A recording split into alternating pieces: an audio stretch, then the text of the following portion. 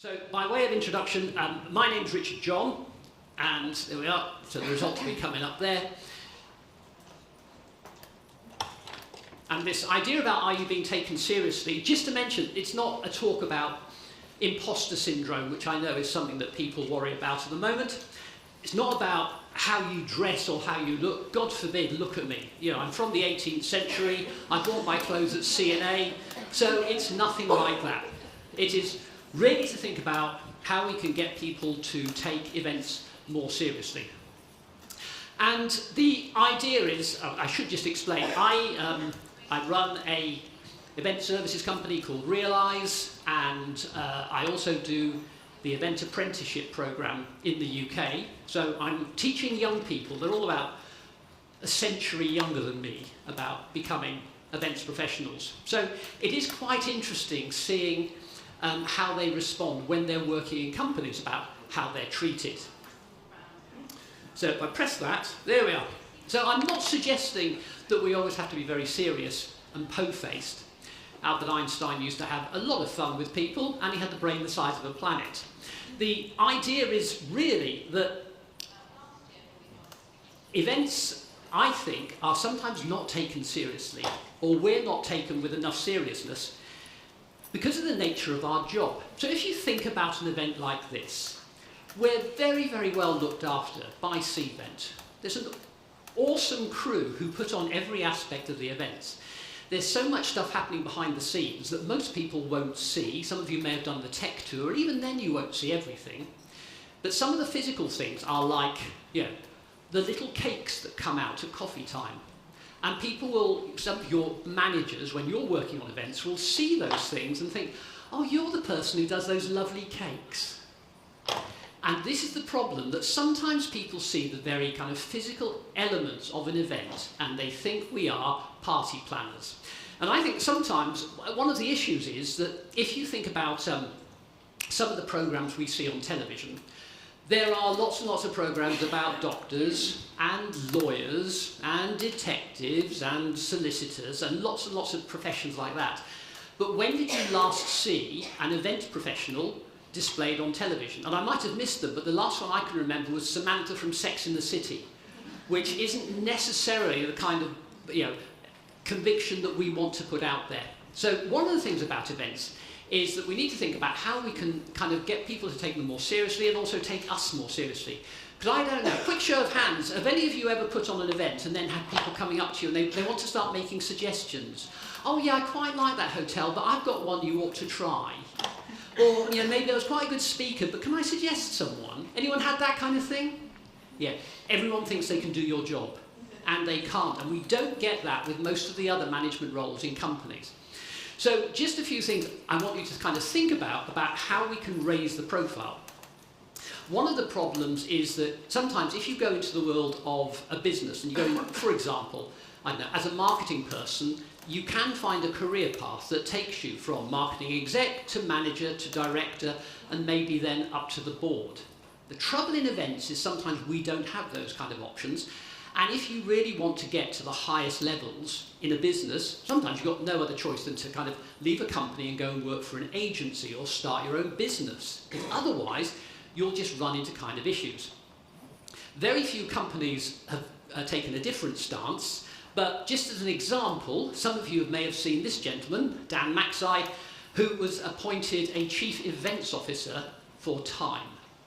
So he sits on the board talking about events. That's when people want to talk about event strategy. That's how good it's actually got. So what I want to do is suggest there are 4 things, I've called them my quartet, of actions that you might be able to take so that you can be taken a little more seriously. Now, for some reason, my colleagues thought that what we should do is go for a kind of musical approach, which is a bit of a shame because I know nothing about music, and when I do sing, I sound like a cat being squeezed through a mangle. So I'm actually not that familiar with what the musical roles are, but we'll have a look. I'm going to go, I think that's probably a guitar, isn't it? On lead guitar, we have business purpose, to be followed by the second point there on, I don't know, probably keyboards, we have powerful questions, followed by, there we are, on percussion I think they call it, taking control, and finally I've got no idea what that is. I mean, it looks like surgery that's gone dramatically wrong. What is it? Well, yeah. Guitar, one's bass guitar. Thank you very much. So I'm glad we've got some musical people here. So I had no idea. So this is like the quartet, which I hope will kind of help you be taken seriously. So here's the first one. It's about asking the right questions. A lot of the stuff I'm going to tell you is about asking the right questions and not suggesting that you have the answers. But this first point is about strategy. Now, many of you will work for companies, and I'm sure you may have been involved or you've heard people talk about this. The business vision. Where are we trying to get to? Companies will sometimes print this up on the wall, it's there in reception, they put it out in the staff handbook, it comes up on your computer as a message, and it's like, well, this is what we're trying to achieve. And then that's often followed by the mission. The mission is, well, who are our audience? Where are we trying to get to? And then the third part of this can be the business objectives. So you have these other grandiose statements that talk about what you're trying to achieve, who the people you want to deliver services to actually are, and then you have business objectives. And business objectives are, well, what's our strategy? How are we going to get there? And objectives will often be quite flexible. So, for example, spoiler alert, some of you may have heard there was a bit of an election yesterday, bit of a shock, the result, so much for research. But what that meant is many companies had a plan. The plan was orange one or not the orange one. So they had a plan for either way. Orange one is in, so it's plan B. So they have business objectives, and many of you will be working with your companies, and you might have 6 monthly objectives, a year, 2 years, 3 years, 5 years. So my suggestion is, if you want, again, to be taken seriously, if you want to actually work your way up the organisation in terms of the decision-making process, then what you have is these things printed off, so when people come to you, when your internal or external stakeholders and clients come to you and start talking about, oh, they want you to do an event, one of the things you have to go is, that's great, so you want me to put on an event, that's fine. Just looking at our objectives and our vision and our mission statement, how will this event serve this? And then shut up, because it's not your job to answer that question. People have to give you the reasons why the event they want you to do is going to support these 3 things. And if they can't, just go, nah. It's quite interesting because I've heard many of the speakers talking about that when you do events, it's very important to do evaluation. And then they say, yeah, but you know what, we don't have a lot of time to evaluate because then we rush off to the next event. And people in the audience go, yeah, shit, that's my life. And it's like, well, stop it. Just say, we can't do these events properly because we can't evaluate them. And if we can't evaluate them, we don't know whether they're hitting these things. So the very first thing to think about is, how do this event support our mission, our vision, and our objectives? And then, as I say, just be quiet. The second thing I want you to think about, and this is for everyone who works in the industry, it's the language we use. Now, forgive me, a couple of people who've heard me talking earlier over the last couple of days will know one of the words I like to use is afters. I grew up in the 70s, it was the 1970s, not the 1870s, but even so, it was a long, long time ago, in the time of only 3 TV stations, no recordings, and my mother, bless her, wonderful woman, still alive, terrible cook. So what would happen is most days, very traditional, middle-class family, dinner. Dinner was meat, usually burnt to the colour of a meteorite, vegetables which would be cooked until any sense of goodness had been completely driven out of them, and potatoes that were mashed but had strange sort of lumps in them because no one could quite work out how to use the masher properly. That's what we had. The meals were dreadful, but what happened was there was afters. If I forced myself to eat this food, I would get afters. See, I was never beaten as a child, just starved occasionally. Eat this, clear your plate, and you will have afters. And one of the things I want you to think about is, whenever you're having conversations with people, your internal clients, you're being asked to organise events, the word, if you remember nothing else from this session, remember this. What are the afters? Because what happens is, people will come to you and they'll say, I want you to put on, Anne, a conference, an exhibition, a seminar. We need to do some training. They'll give you a long list of different types of events they want you to do. Events are tools. They're not destinations. Cvent Connect is a wonderful experience, but it's a tool. It's designed to achieve objectives. It isn't the end destination. So one of the things you have to do all the time is say, what do you want to do afterwards? What do you want the delegates to do? What do you want to happen in terms of business? What are the things that will happen after we do this event? Because otherwise people just fixate on the event. You'll discover this when you go back to the office tomorrow. People will ask you about the event. Was it a good event? Yeah. Did you enjoy it? Yeah. Was food good? Yeah. How was Dermot? And it was great. But what about the afters? How many of your colleagues will say, so you've been out of the office for 2 days, glad you had a good time, what are we doing differently? Because if you can't focus on that, everyone just fixates on the event. Remember, events are tools. And there is an old expression that says, no one buys a 4-inch drill bit because they want a 4-inch drill bit. They need a 4-inch hole. So you need to remember that events are tools designed to deliver objectives, but you need to know what those objectives are.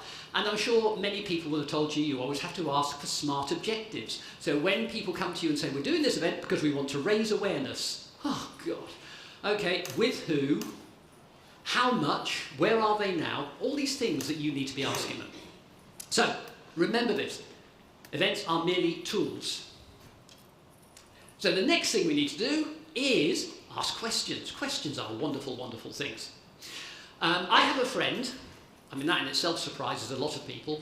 I have a friend who goes along to conferences and he's extremely well paid for this. And what happens is they have a speaker, so someone says some stuff and then my friend stands up and he's 6'2", he wears an expensive suit, mad fool, and he asks a question that is so fiendishly complex you can see the chair going, oh, good question.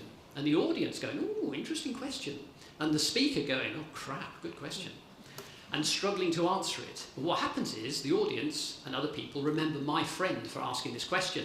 And I've often said to him, do you know the answer to these fiendishly complex questions? And he goes, I don't even understand the questions I ask, but it doesn't matter because people remember me for that. So one of the things you need to think about is how you arm yourself with questions when people come to you. Because a lot of the time what happens is, they'll come to you and they'll say, we want to put on an event and we want it to be great and we want it to be different. And we go, yeah, we can do that. Yeah. We run around frantically trying to think what we can do differently. And then we make great presentations and they go, oh no, that's too risky. So we just have to think about asking very, very clever questions. Again, what do you want to achieve? What will happen if? There is an expression out, not just open questions, but TED questions. Well, tell me about this. Explain to me. Describe to me. Those are TED questions. If people come to you and say, well, we want to do a training course for our people, for our staff, then it's like, okay, so what do you need them to know? How do you know that they need to be trained in this? How are you going to deliver it and how are you going to manage it? Just having really, really tough questions that you dump on other people. Remember, 2 things to remember. Number 1, afters. Number 2, you don't need to know the answers to all these questions. You just need to inflict them on other people. Asking questions about, well, what happens if we don't do this? There are people who say, even, dare I say, I should get shot for saying this, Cvent Connect is awesome. And we've been told about the dates for next year. And some of us will already be thinking, I must go to that next year. What happens if you don't? I mean, it's a terrible thing, you'll miss out a lot, but what happens if you don't? Don't just assume you will be going. Sometimes challenging the people who come to annoy you and say, we want to do this event, well, what happens if we don't? And just watch them start to bleed from the ears. Okay? Because it's like, there's too much habit that goes on in business. So, the second thing is questions. You don't be afraid to ask a question where even you don't know the answer. And you'll also find that sometimes people will come to you because they've read something. One of the buzzwords that's going on at the moment is engagement. How many of you have had your colleagues come to you and say, when we do events, we must get more engagement? Yeah. Ask them, what do you mean by engagement? And then watch them desperately look around the room for someone else to answer the question. What does it mean? Again, you don't need to have the answers, but you do need to ask those questions. Ask the question, what do you mean by that? What does it look like? Always challenge people. Don't say, yeah, we can do that. And when they come up with answers, like, oh, we want to do an event here, the answer is, well, no, because actually, I need you to tell me what you want to achieve, because all that other stuff about venues and catering and speakers and what it looks like and design and all that, that's my stuff. I'll take that off you and we'll just deliver what you want. And you don't question it in the same way you don't question the accountant when he comes out or she comes out and says, we make 17% net profit. I don't think any of you would go, well, are you sure? Can I have a look at your figures? So why should they be allowed to question you? There are a wonderful quote there from a gentleman called James Thurber, an American author. I think well, he's not that famous. The most famous book he wrote was called The Secret Life of Walter Mitty. But I do remember that quote, and it's true. Being able to ask questions is great. I always get told off for revealing this, but I got divorced a few years ago, and I went on all these dating sites. And why are you all going quiet now? This is a disgusting story. But I was told, I was always given advice about, so when you meet them, Richard, just ask questions, which worked quite well, except one girl did say, God, you're nosy. But generally, apart from that, which was a bit of a knockback, it worked very well. So, asking questions. Questions is important. The next of my quartet I just wanted to talk about was this idea about control. About you taking control. Again, events people, in my experience, and excluding myself, are lovely people because they always want to say yes. Yes, we want to deliver things. We want to give great experiences. We want to do this, this, this. We want everyone to be having a great time. We want to deliver, so it's always going to be a yes. And I would really encourage you to think sometimes about saying no and remembering that some of the tools are out there to help you. It's about you taking control. Sometimes it's about saying no nicely, sometimes it's about saying no firmly. But one of the things I often find, I should also mention that I've delivered a workshop for the Institute of Marketing for about 25 years. And one of the things that people sometimes come to me and talk about, a major complaint, is they say, the problem is people come to us and they say they've made a commitment. I don't know if any of you have had this, but a head of department will say, oh, I've committed to go to that event. I've committed to do this. I've said we'll participate in this. Have any of you had that problem? Okay, let me take it off you by saying, no, that's not acceptable. Because you all work for companies, I imagine, and the companies would say, individuals can't send out a press release, individuals can't send out a social media campaign, individuals can't make decisions on mergers, they can't decide on advertising strategies. So why the hell would they think that they can make a commitment for their organisation to do all those things, which is what an event is? So one of the things you need to make sure is you have a process, and you may need to get someone on your side, quite senior, to say, we need a process so that nothing ever happens event-wise until I, as the events person, have said yes. So that's how you get the power. You say, I'm very unlikely to say no unreasonably, but I have to say yes for all sorts of reasons. You know, for example, I've worked with a company recently and discovered that lots and lots of different people in the company were signing up for lots and lots of different events run by a company called Informa, who many of you will know, they're the world's biggest conference organiser, but they were all doing it individually. And the idea was, well, if you all said to Informa, we're doing these events, they would negotiate much better deals. So that's what you need to do. You need to have to be in the position that you sign off events. No one else. In the way that other people in the company would sign off various things. So you have control. And some of you, if you work in things like the pharmaceutical industry, you already have the pharma code, and the pharma code is quite strict on many of the facets that you control when you do events.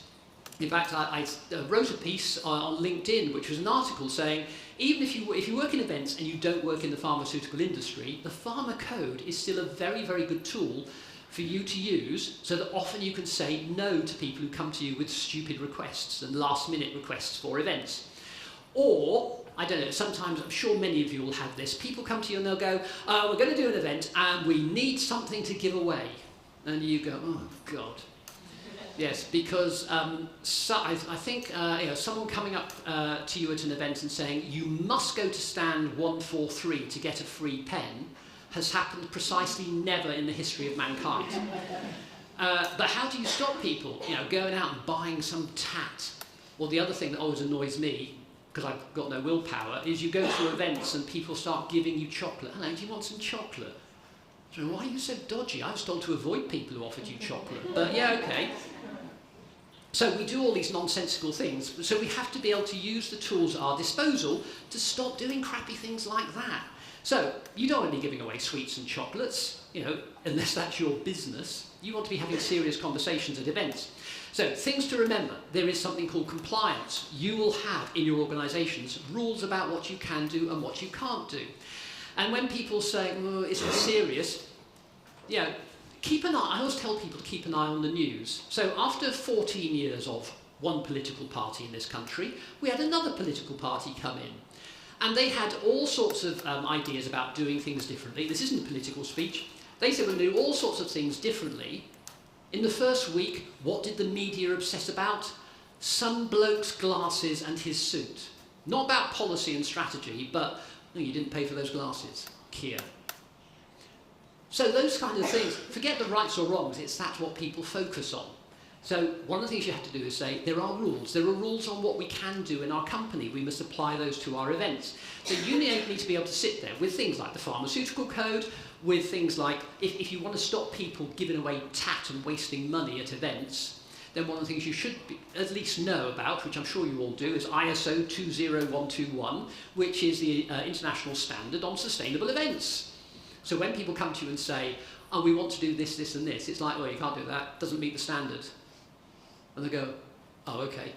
Actually, you could just make it up. Even if you can't remember what the standard is, just make it up. So you have all these things. You'll have internal rules and regulations and guidance and all these things that you can do.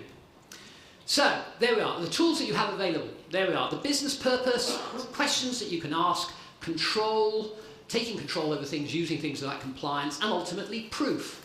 What do I mean by proof? Well, again, companies here, people have talked about the fact that companies don't do enough evaluation.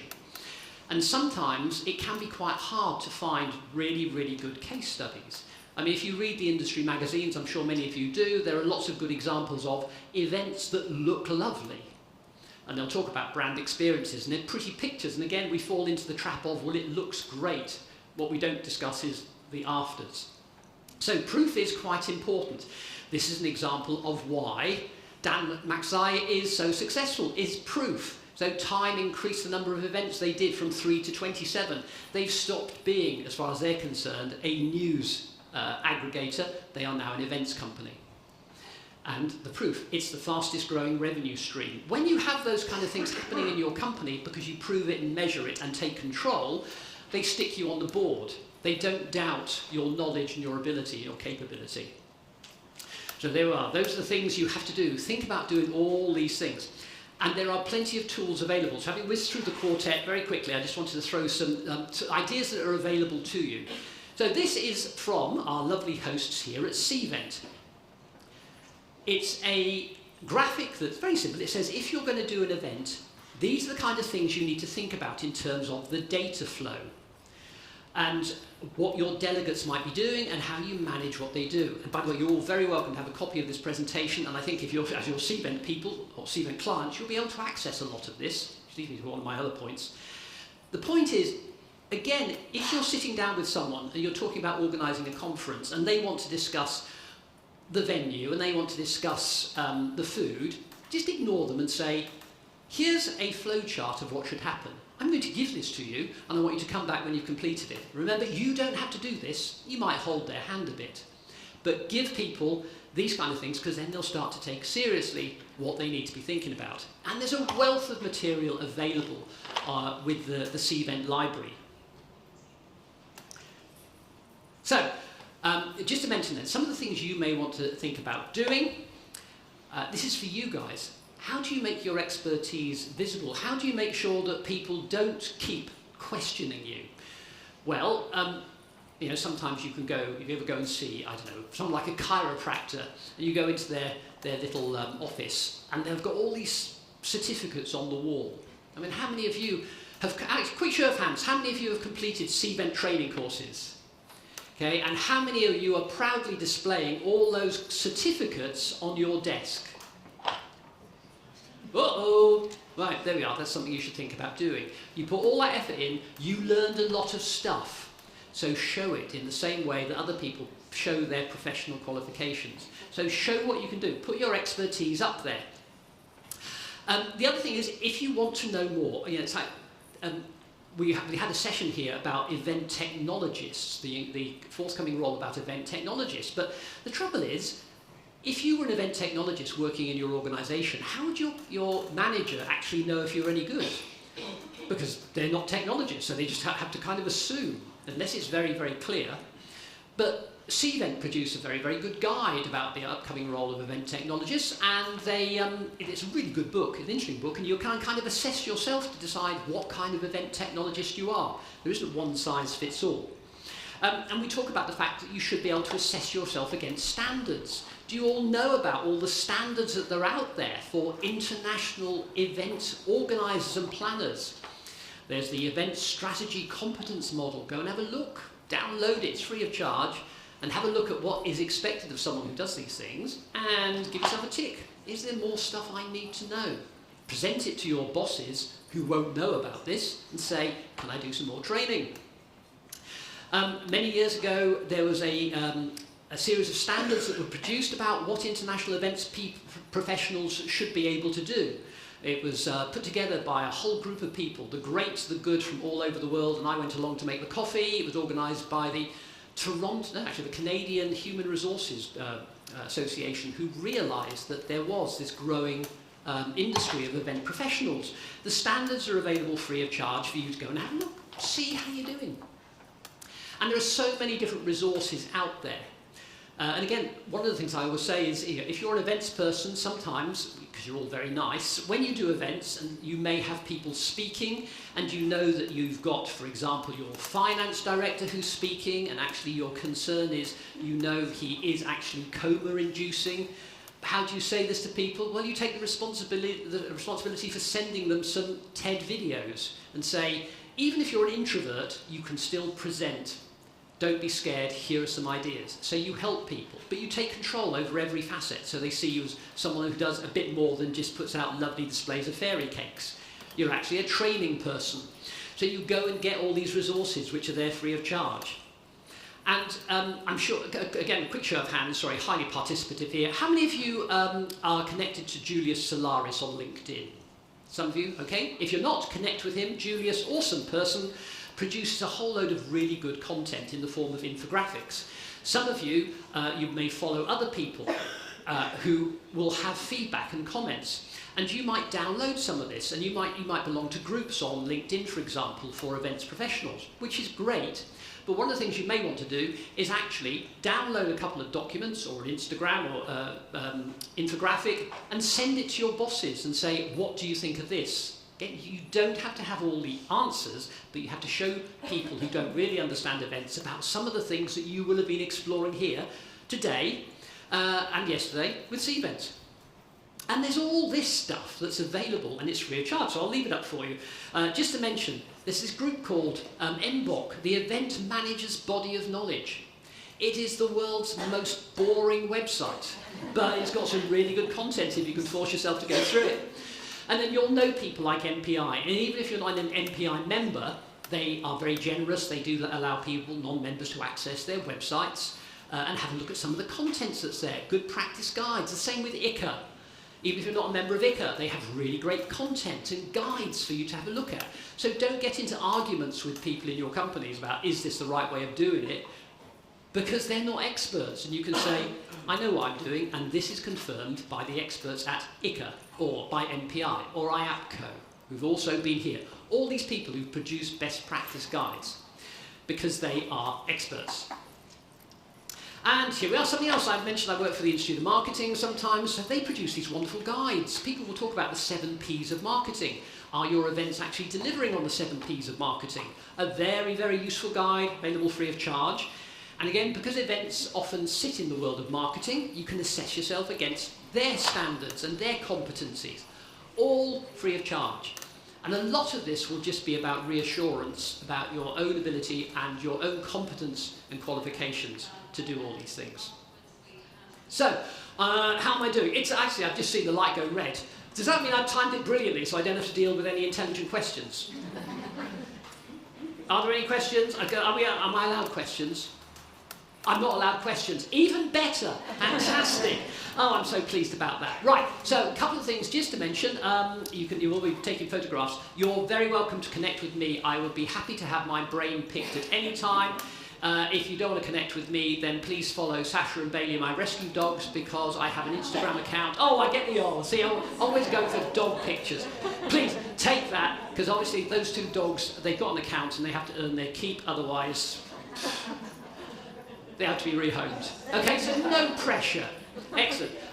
Please do complete the survey. I'm sorry I had to whiz through that so much. I think of all the audiences and groups that I presented to, you are without doubt the most recent. Thank you very much.